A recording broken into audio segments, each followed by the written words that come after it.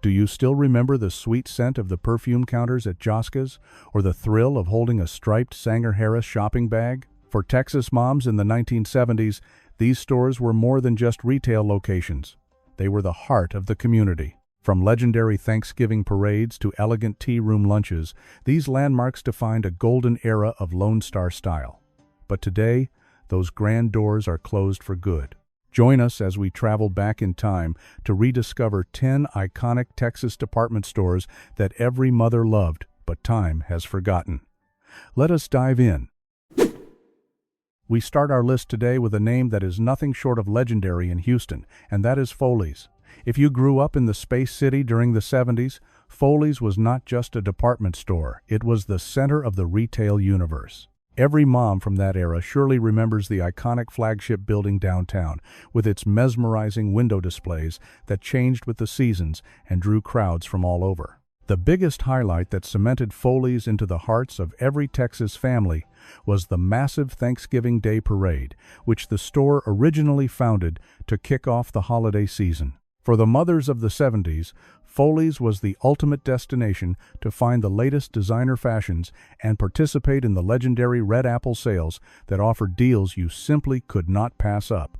It was a place where they could spend an entire afternoon browsing the aisles before enjoying a sophisticated lunch with friends at the elegant in-store restaurant. Back then, carrying a Foley's paper bag was a true status symbol representing elegance and Lone Star style. Although the brand was eventually folded into Macy's, the memory of a vibrant and welcoming Foley's still lives on in the hearts of Houstonians today. Heading west from Houston to the historic heart of San Antonio, we find our next destination, which is Josca's. Known proudly by the famous slogan, "The biggest store in the biggest state," Josca's was a true Texas titan that felt more like a palace than a simple shop. If your mother took you to the flagship location right next to the Alamo, she likely remembers the sheer elegance of the grand staircases and those heavy luxury velvet curtains that made every shopping trip feel like a high society event. But for many Texas families, the real magic happened during the holiday season.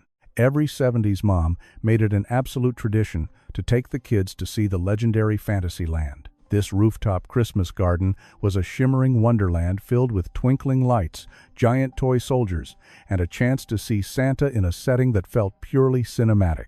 It was more than just a place to buy clothes or housewares.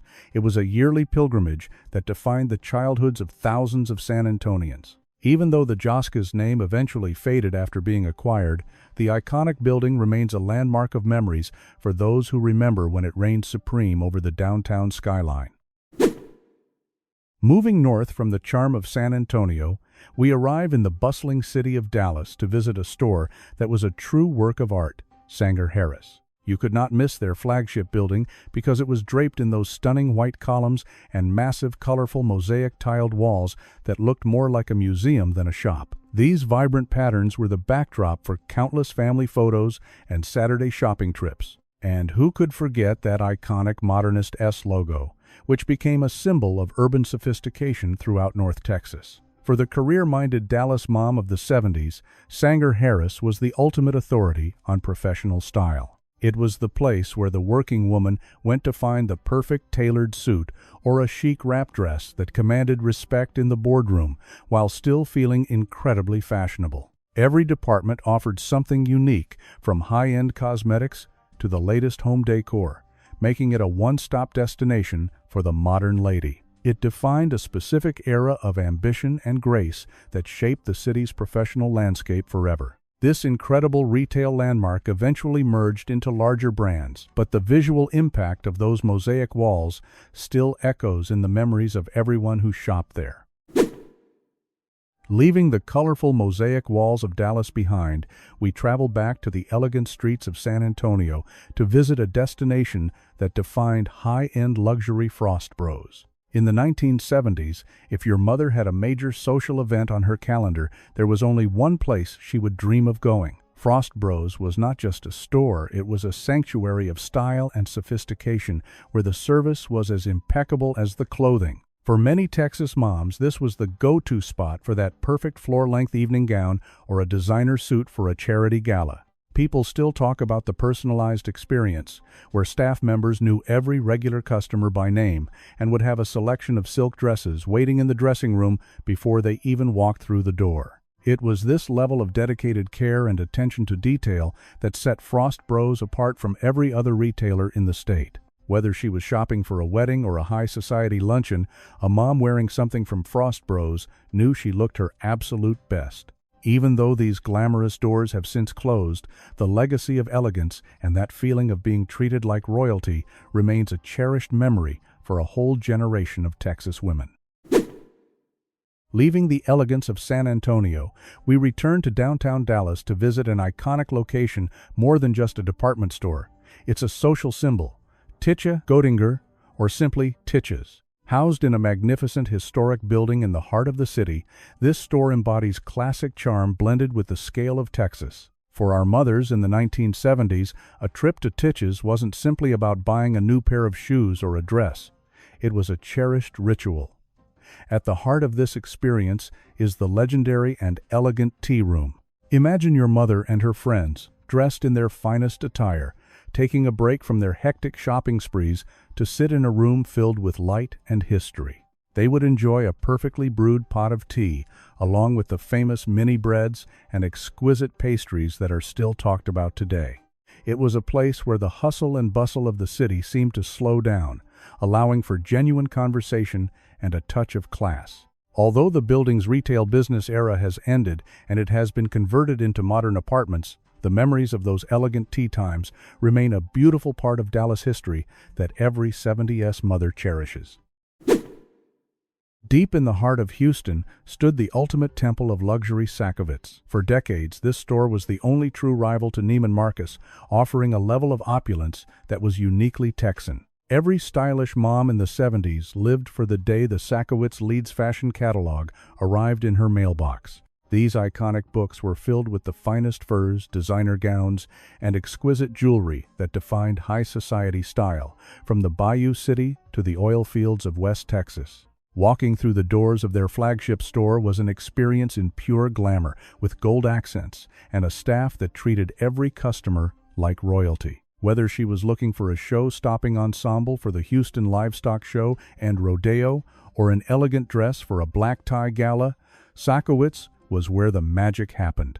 Although the stores eventually closed, the legendary Sakowitz name remains a symbol of an era when Houston fashion truly conquered the world.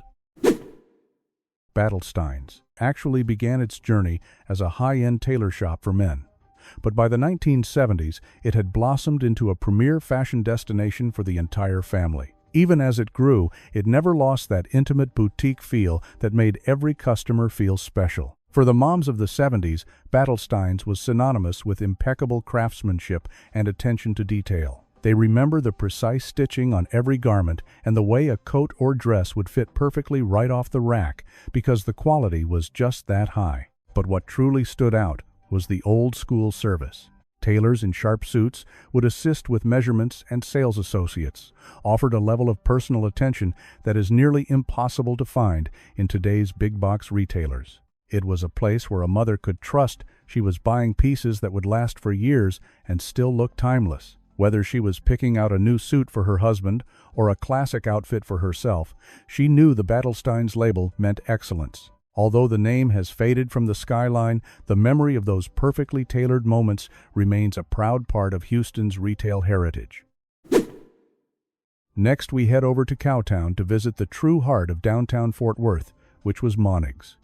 For many North Texas families, Monig's was more than just a shop, it was a home away from home. This store served as the city anchor for over a century, and every 70s mom knew it as the premier spot for high-quality home goods. Imagine the cozy feeling of walking through those grand doors where staff greeted you like a neighbor and knew exactly what your household needed. Whether she was looking for fine linens or sturdy kitchenware that lasted a lifetime, Monig's provided a sense of reliability modern stores often lack. It was smaller and more intimate than the massive retail giants in Dallas or Houston, making it perfect for mothers who valued a personal touch and a friendly smile while running errands.